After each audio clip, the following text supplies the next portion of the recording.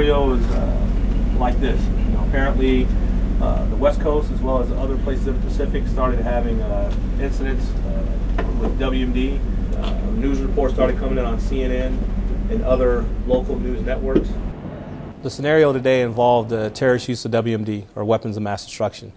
It was a coordinated response, or coordinated events with multiple incidents happening across the West Coast. One team, it's going to be 2 bio, 1 EM person, and their first objective is going to be going. The big thing with this exercise that's different than a lot of the others is this was more of a drill.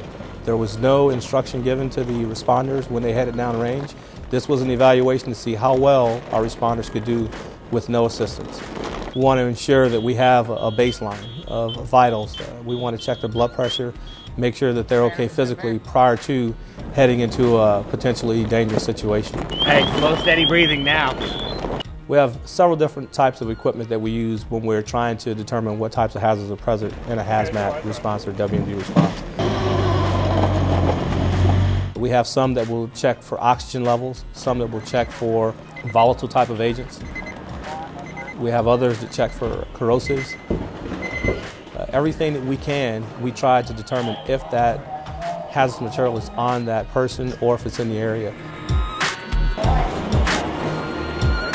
The last step in the process for this response team would be to head to our decontamination trailer. Inside the trailer, we have shower stations set up. We'll scrub those guys down, rinse them off prior to anyone removing the chem suit.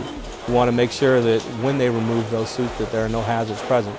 The first team that headed inside gave us a great sight picture as to what types of chemicals we were working with.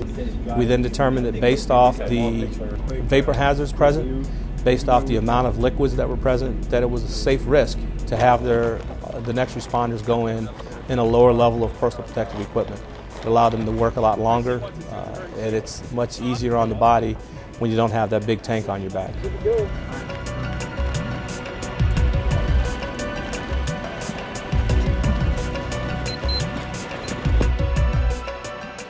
In any type of WMD response, the FBI are going to be the lead guys. What we want to provide to our wing commander is if there's a hazard present, what type of hazard we have, and isolating the hazard. The last thing we want to do is make sure that we preserve the crime scene.